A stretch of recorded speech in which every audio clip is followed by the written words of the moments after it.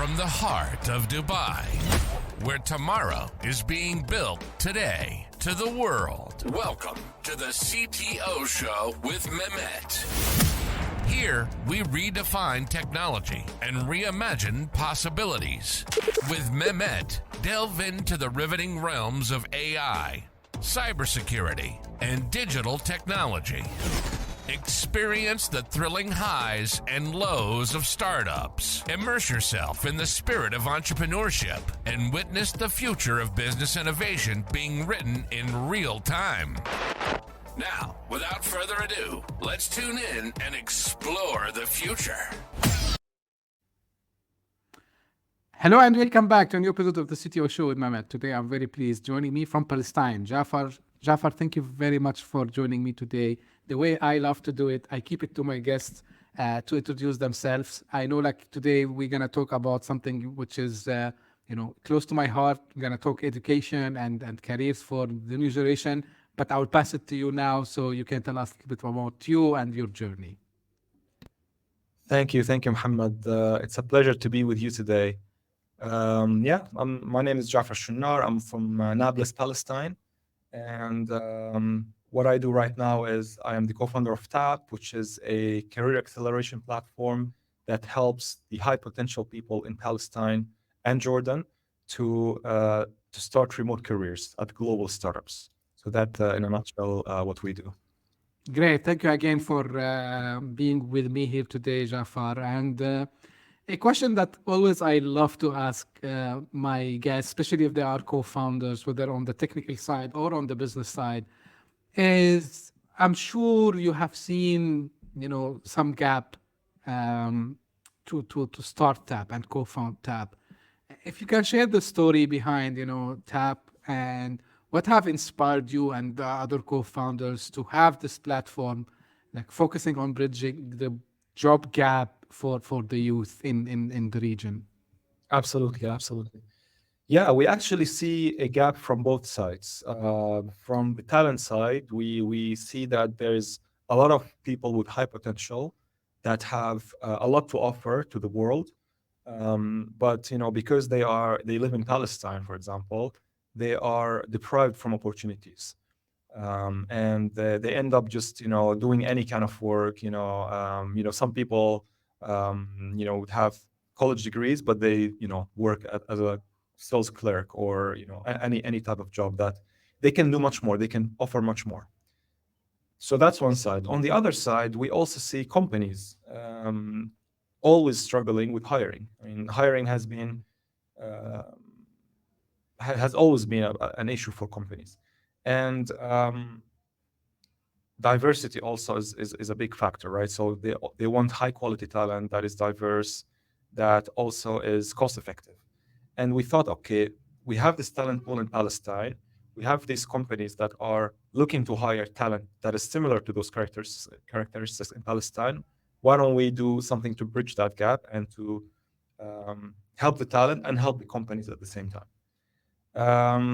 Our approach is we're not a recruitment agency, so we don't just do matchmaking. We mainly work with talent to make them ready for the international job, and we also work with companies to introduce them. So it's not just a matchmaking, but there's quite some work that we do on the talent side to make them ready for the international job. So we work on the readiness of the talent, and we also connect them with companies. Great. I love like such initiative, Jafar, and because, of course, Palestine, Jordan, and, I think all our area here, all the MENA region, I can say, we see this need for such platforms, and definitely, and I told you I'm passionate about anything related to education and spreading knowledge. So that's a wonderful story, and indeed there is a gap in the job market, I would say, between these two stakeholders, which is the talents and the companies. But you must have now seen some major ones, I would say, that these educated youth in the area that you cover today face when they seek job? Because, and everyone knows, especially in Palestine, in Jordan, in Lebanon, even in the GCC countries. So the youth, they are very hungry for learning. But what do you think, the main issue they face when they try by themselves to go out to the world and start to find a job? Yeah, it's a great question, Muhammad. The thing is, looking at the many youth that we have spoken to over the past few years, what happens most of the time is that they go to college. In many cases, college is about just education. So they give them subjects um, that in many cases would not be connected to the outside world or to the job market. So college is basically just like you go and take courses, and then you're on your own afterwards. So they graduate, they get their degrees, and then they are on this lonely path to find the job. They're just on their own. No one is supporting them. No one is. I mean, even mental support is critical. When you are just fighting the world on your own. So what we try to do in TAB is that we are a pathway. We form a pathway from college to the job market, and we make it a very structured journey where you join in, we work on your personal skills, meaning your communication, your employability in general, and we also work on enhancing your technical skills. And with that, you kind of get a structure. You get a. I don't want to make it like so it's like it's like a recipe that you take, but it's almost something like that. So you go and you do certain steps with our support. Of course, with our ecosystem that we built around the talent type that we know. So we connect you with mentors, we connect you with career coaches, we connect you with employability coaches. We help you learn how to pass interviews, how to network with people, how to impress people when you speak, and so on. And then that journey increases the likelihood of you getting a job significantly. And at the end, what's even good about this is at the end, we also connect you with companies that would be willing to hire. So we also build that side of the business, and we build a pipeline of companies that would be interested in speaking with our graduates. And when you combine all of this, you get a really nice offering that any person in the region would want to take, because it makes their life much easier. This is really great. This is really great. And to your point, like people, especially, I mean, anywhere in the world, but especially again in our area here, uh, I know it from my own experience, right? Because when we choose to study something, a specific major, right? So we have some expectations on our own, and then when we go out to the market, like you live the shock of your life, right? So this is something I heard. I know I lived it, and I heard from a lot of graduates also as well. So this is fantastic. Now, for you, Jafar, because you come from like technical background as well. So first, I would ask you: we are living in a time where the demand of the skills in the market everywhere across the board is changing very, very fast, right? So how, especially in technology when it comes to tech, so like what strategies usually do you use so to make sure that, okay, like we are now empowering these graduates or fresh graduate with the skill that gonna be useful, let's say after, I don't know, like 1 year, 2 years, 3 years, and how your technical background also help in selecting these skills that you think it will be high demand. So it's a great question, actually, Muhammad. The technology advances will always be there. We see now AI has and it will transform our lives and our careers. Before that, we've got the internet, and many things along the way. So the idea is that we need to teach ourselves, and we need to teach our participants in the program that they need to embrace those technological advances. That's as simple as this. They need to embrace it. They need to know that these are coming, and just be ready. When there is a new wave, you need to readjust your skills. You need to learn new stuff to be able to stay relevant, and that's what's most important. Um, Always being able to transform yourself to match what's happening and to be part of the revolution that is happening. Now we see AI. We see that everybody should be adopting AI and should be proficient with using AI. Maybe in 2 years or in 5 years, something new will come. The goal is that to embrace and to be in peace with the fact that there will be disruption, and you just need to be part of the disruption. You cannot just stay old school and just it doesn't work. You will be obsolete quite quickly.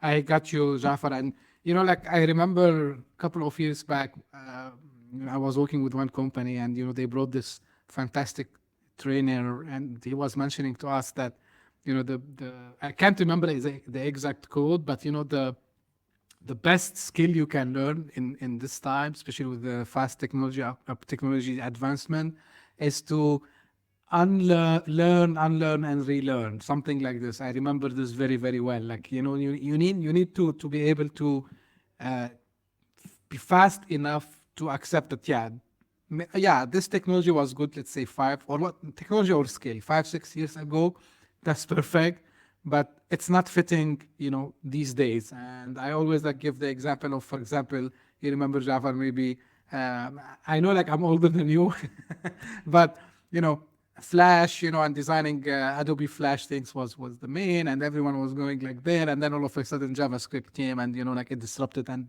barely you start to see Flash. Of course, the people who refuse to unlearn and relearn, they paid that. And then they were pushing. So this is also an advice from my side I give also the youth is accept that nowadays the technology or a skill, mainly, I'm talking about technical skills more than soft skills. Soft skills can stay. But it can change overnight. And don't defend much. If you see okay, it's something that's continuing to take traction, don't fight back against it because you will be the loser. And thank you for mentioning this. So now what I wonder, and again, I'm highlighting how much I'm passionate about anything education and the marriage with education and tech. So if we think about your company, Jafar, you offer an education technology in a sense that probably the youth and anyone who participates with you from the talent perspective, they can learn, they can have their courses, right? Correct me. So if you can explain the tech part within TAP from the talent perspective, and also what do you use? I mean, do you use any technology to match them later with the proper companies? Yeah. So we started TAP actually as a pilot. We didn't know that it's gonna work. To give you more background, before TAP, me and my co-founder Chris were running an IT outsourcing company, typical plain vanilla IT outsourcing. And then this idea popped up that hey, instead of employing the people and then putting them on our own projects, we might as well just empower them and put them in other companies directly. So it was an experiment. We weren't sure that it will work. And then when we tried it, we saw that hey, it actually could work. And we started initially with a software development program, so helping people become software developers. And then we added 2 new programs: digital marketing and business development. And initially, we just wanted to see that it will work. And our way of training is quite traditional, actually. So you go, there is a trainer. It's all online, of course. There's a trainer. There's a cohort. There's a curriculum. And after you finish the training and we mark you as ready for a job, then our business development team, who's also who's working on partnerships, on sourcing deals, matches you with the right opportunity for you. So this was how we used to function up until early this year, when we decided that we need to be more tech enabled and we need to be more scalable. And right now we are actually investing in transforming Tab from a typical bootcamp style company to a tech enabled startup. And we are now building tools actually. So Tab will soon become a platform, a SaaS platform that job seekers can use to do a job hunt, to do their job hunting more effectively. Think of it as your job hunting co-pilot. And we can talk more about this. But people Yeah. people typically underestimate how the job hunting process is draining and is tiring. They think that all they need to do is just go and apply to jobs on LinkedIn. We think of that as something different, and we're building a platform to kind of expose our philosophy of how job hunting should do and to support job hunters in doing it effectively. That's great, Jafar. And you touched base on something, I'm curious to know. Of course, I know the answer, but this is for the audience and maybe for the youth that will be listening and watching us probably. So the education part, I got it. Like you're making it like more a proper education tech platform, which is very straight. It's not very straightforward. I mean, from a technology perspective, but I think the audience will get it. Now, you came to the job hunting part, and people think it's only in our region, and I tell them, no, it's not only our region. Actually, job hunting is the most difficult thing anyone, any geography on this planet, you can go over it. Because, and let me put this straight, I know like I might have some people who would criticize this. I would not say 100%, but I would say 99% of the time, just dropping your resume or CV, whatever you call it, through a LinkedIn, or even if you still go to the traditional web career page of a company, you're just, it's like a lottery, right? So it's just like you get a lottery chance to see, and I hear complaints. The other day I was speaking with someone and he was telling me, like I get depressed. I want to, for example, he was telling me I want to apply to a job, and LinkedIn, they show you how many people they have applied already.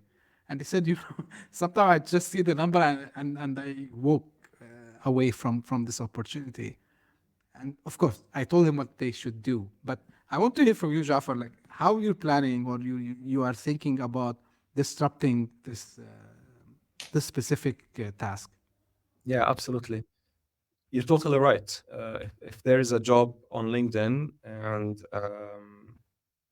thousands of people will see it, hundreds of people will apply, what's your chance of standing out? What's your chance of being looked at? I mean, we know that hiring managers spend on average 30 seconds or maximum 1 minute to review a job application.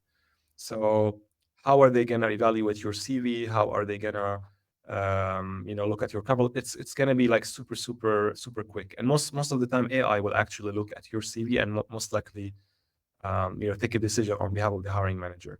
So if you get into that game of just applying to jobs, your chance is very slim. Now, the way we see it is you should seek a setup where you are almost at zero competition, almost zero competition. What does that mean? It means that when companies have this role, they think of you immediately, or they think of you maybe and 3 other people, not more than that, not hundreds for sure. And how you can achieve that is that if you network with companies, if you build relationships with companies that they might not materialize, tomorrow, but they might materialize in 3 months. And that's the approach that we try to to change the mindset of people around. So instead of going and competing on the jobs that are open, go out there, find the right people on LinkedIn that are relevant to you, that are relevant to the industry that you want to work at. Maybe who have some similarities between you and them. Maybe they are Palestinians at your dream company, for example, if you're Palestinian, or maybe you both studied at the same school. I'm just giving an example. Go and find these people, network with these people, network on a genuine basis.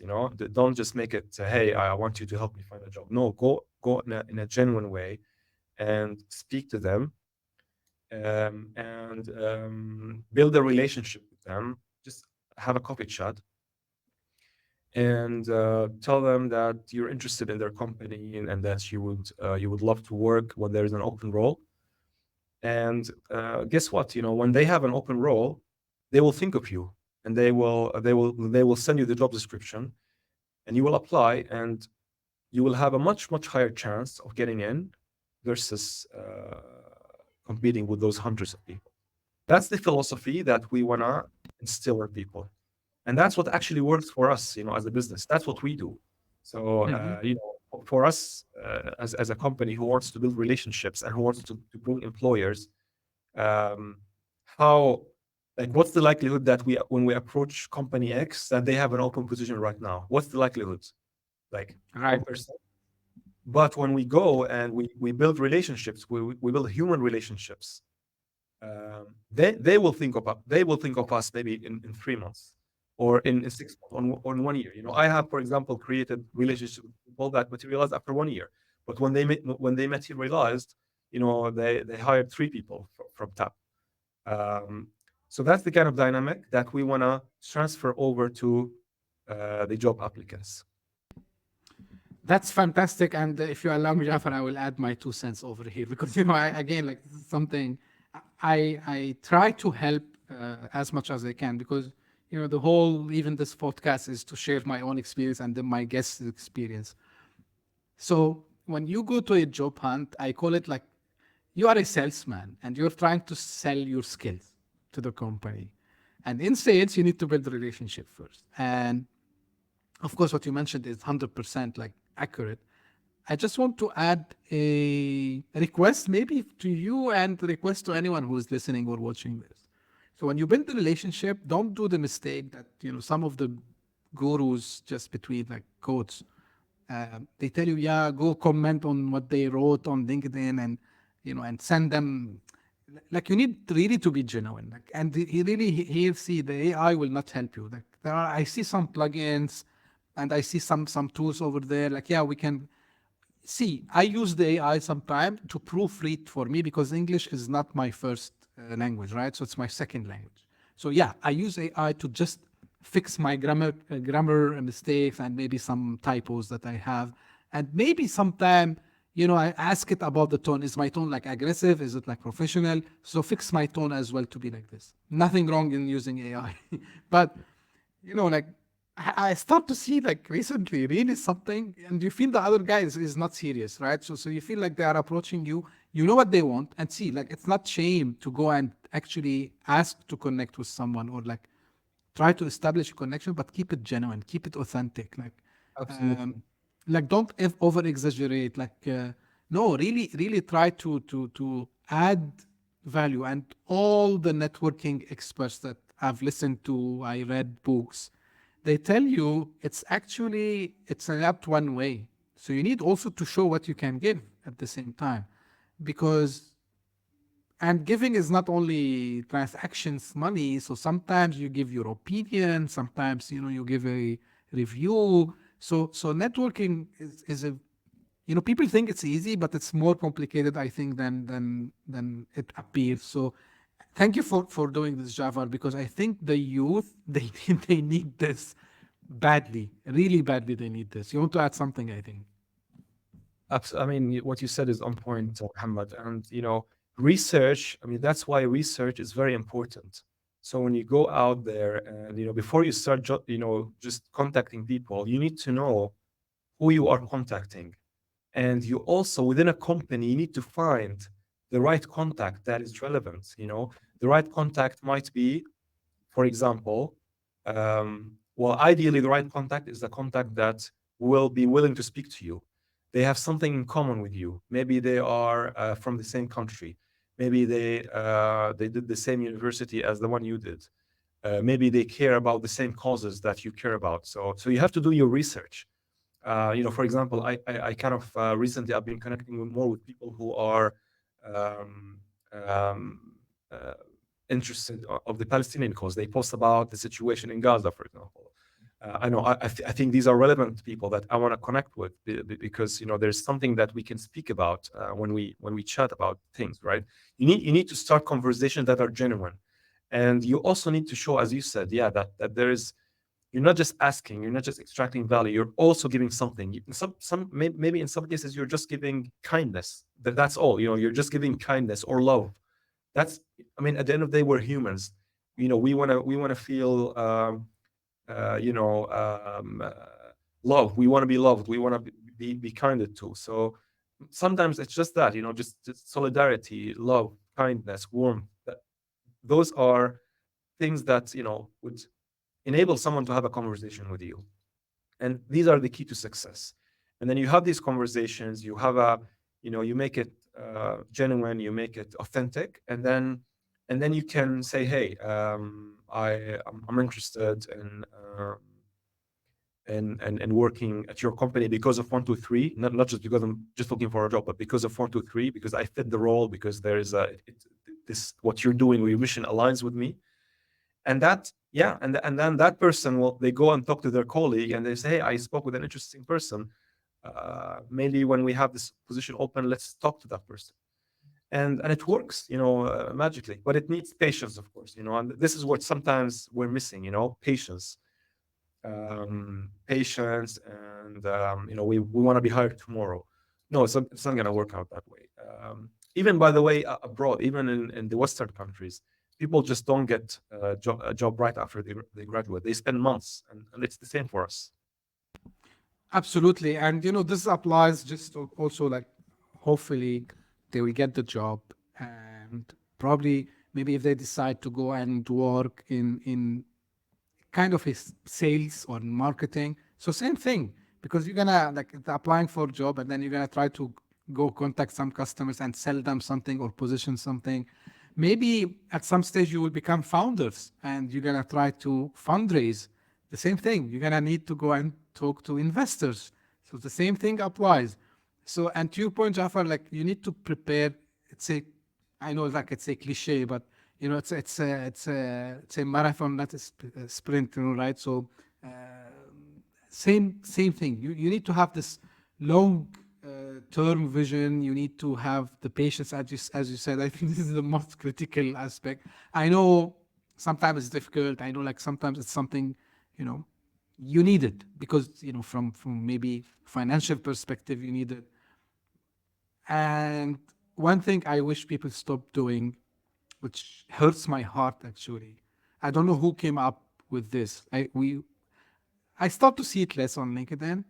Maybe you agree, maybe you disagree. It's my own opinion. When I start to see people, posting putting a post on LinkedIn and tagging companies, and it will not work like this. Like just tagging the company name. Of course, the companies will say, hey, you know the answer. Go see if we have opportunities on the website and apply for it. So this is my own opinion on this. Now, you want to say something about before I jump to another thing? I mean, if it's something genuine that that is, if you just tell them, hey, I'm looking for opportunities, and you tag the companies, most likely they will ignore you. But if you say something genuine that would make the company like interested, or it's thought provoking, or something that right. that opens their eyes to it, then yes. But what happens is that most people just abuse it and they just say, hey, this is my CV, and just it's your job now to employ me. It's as if hey, I'm looking, employ me. I'm here. Go ahead and employ me. That doesn't work. And exactly, this is exactly what I wanted to say. Like you need, and like I prefer personally to find the decision maker. Like let's say I'm an accountant, right? So I'm gonna find the head of finance or head of accounting in that company, and I'm gonna send him directly. And it's easy today to reach and find, right? So it's back in the days it was very tough. In when I when I graduated, LinkedIn still wasn't there, right? So or at least like widely used. So now it's more easy. You can find the people. You can, to your point, Jafar, like try to be genuine and put your emotions within the message, and you will do it. Now, I want to jump to another thing with you Maybe because, maybe yeah, uh, please. maybe just to, sorry to interrupt, Mohammed, but one thing that, because you mentioned AI, is, I mean, personally, when I see someone applying to TAP and they have AI, they let AI write the cover letter, for example, or the motivational question, then I drop them, immediately, because it tells me that they have not vested, or they have not, uh, they were not willing to spend the time to write something genuine in the motivational question. And I want to warn all the job seekers who use AI to rethink, and use AI in a subtle way. If you True. if people know that you're using AI, then you're doomed. You're done.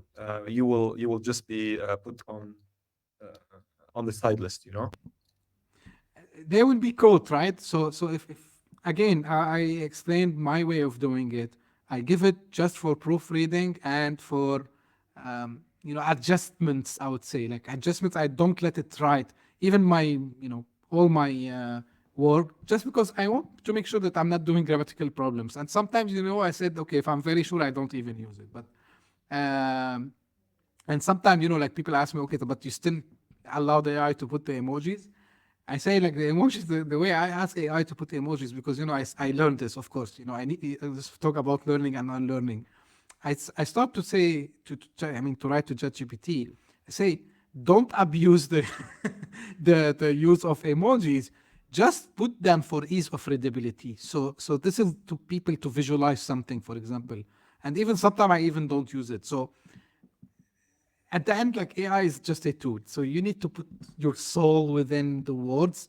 And to your point, Jafar, I think like sooner or later, even if you can trick the system with CVs and this, when the time comes to the interview, like for example, now I'm not the AI, I'm the real guy speaking, right? Maybe this will change in the future. I don't know, but I mean, at least now this is the German. This is Jafar. He's the real Jafar. Like it's not the AI. But I mean, yeah. To your point, yeah. Don't over exaggerate the use of AI.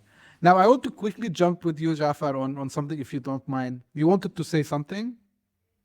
One thing I wanted to say, actually, maybe just a tip, is that video interviews or video introductions are going to become quite interesting and quite Common. important. Because if people have these great tools to help them write, even if they make it not appear as AI, but if everybody's going to have like excellent capability in writing, then now what's going to be the differentiator, and how are we going to how will someone stand out? This is where we need to be, and all the job seekers need to be more comfortable on the camera, more comfortable in recording themselves, because they're going to be asked more and more to answer, what's your motivation for joining, just by a video conversation. And yeah, that's going to be an important one moving forward. Yeah, to your point, like it happened to me. I applied for a cohort recently, and I was accepted. The time I'll announce it later. I don't know if the time will coincide, but anyway. So to your point, so there are a lot of things I had to fill, but there are like two questions. They say, please put the link to your self-recording, and I love it actually because these guys they need to find out who's the genuine applicant to this, and this cohort is really good cohort. It's free, but it's worth tons of gold, maybe, I don't know. So I love, and to your point, I think this is the direction and the trend that we're gonna see. The people will ask you to put your own video more. I know like some people in sales, at least, They start to do it when they reach out to their customers. So they record themselves to make sure like, hey, I'm not here. I'm not an AI written, spammer. I'm a genuine person. I understand who you are. I understand your company. I understand your need. And I'm just asking you for a meeting. I love these ones, honestly. Of course, maybe from culture perspective, still us here in the region, we need to get used. But I think will be the mainstream. I prefer to see a real person, even if I'm not interested, rather than spending all my day putting things in in the junk and spam folder. Now, Jafar, I want to ask you because you match the talents with companies abroad, right? So how you are seeing, the acceptance of remote work globally, and how do you see the evolvement of remote job opportunities in the region in general?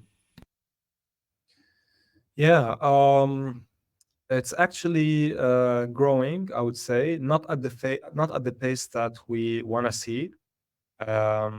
So there are still challenges, and I know that some companies have actually reversed the trend, and especially in the US, I know many companies have asked employees to return to the office. So that was a bit of a setback, but overall, I think the remote culture it has like I think it's the future. Anyways, maybe it's not accelerating at the pace that we want it to be, but it's the future. Um, and if you as a company owner want to get the best talent out there, then you have to provide them with flexibility. Gen Z wants flexibility like no other generation. They want to have their work-life integration, and they want to do things. They want to have more control of their life. So you need to offer it to attract the best talent out there. Um, yeah, I mean, typically it's more startups that are we target startups mainly in our company because that remote piece is important, and this is where they excel more than corporates. For corporates, quite tough to navigate the remote culture. Um, yeah, I mean, I hope that it will continue to grow, and I hope that yeah, we're going to see more and more corporates even turning towards remote. Yeah, again, I understand some positions they require you to be in the office. I understand this, like maybe because of the nature of the work itself. But anything that has, I would say, requires us to use our mental capabilities, right? Like maybe coding. Of course, I'm not saying like don't do these team activities. Of course, I encourage people to do team activities, try to come together. But like if you can give the job and everyone is aligned on what the company is trying to do. And I've spoke on this podcast to a lot of founders, and when I ask them like where are the team members? They said they are all over the place. And I asked them, okay, so some of them they are in the US, I mean US based companies, some of them they are Canada based, some of them Australia. I asked, okay, so I understand you have like people maybe in India, some people in Pakistan, some people in Eastern Europe, some people even here in Egypt, Jordan, like the main tech hubs. And they say, yeah, like, of course, like they are working remotely and we don't have to monitor them because, we have the proper, way to track the things, and we have the communication channels. They respect, of course, the time zones perspective. And when I ask them about, and they are startups, about people who live, let's say, within their geography, they say, yeah, because we cannot like treat people differently. If we give the flexibility to these guys, we cannot like force the ones who are sitting in our same time zone to come to an office. Of course, like we have a base, we have an office, and we use it like maybe for, all hands meetings, team activities, like these kind of things. And to your point, Jafar, like, and I see it from Gen Z, you ask them, they say, oh man, like I can't imagine myself sitting in a cubicle. How you were able to sit like this? And even sometimes I ask myself, I say, I don't know how I was able to handle this. You are just closed, no sunlight, like you basically feel like you are in a jail cell. Anyway, so I agree with you. Now, I still have one question for you before we're done. Maybe Jafar. just to elaborate, Yeah, please. Ahmed, on that point, because basically, if the top performing people, the creative people, don't want to be um, told what to do, and they don't want to be, even if you try to put them, even if you try to give them a, I don't know, 9 to 5 job, and you tell them, hey, you have to come at 9 and you have to leave at 5, or you try to tell them that you have to take your break at 1 p.m., or you have to be there.